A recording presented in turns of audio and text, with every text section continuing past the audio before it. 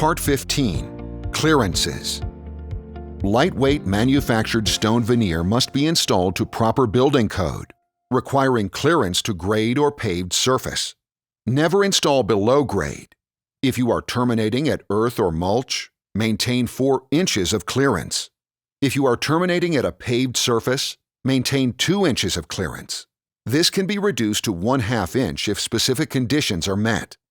See the NCMA installation guide for exceptions.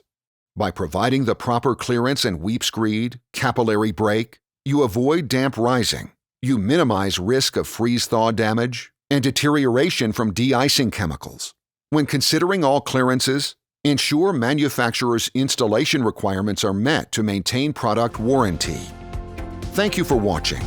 Please view the other videos in this series for additional installation techniques and tips.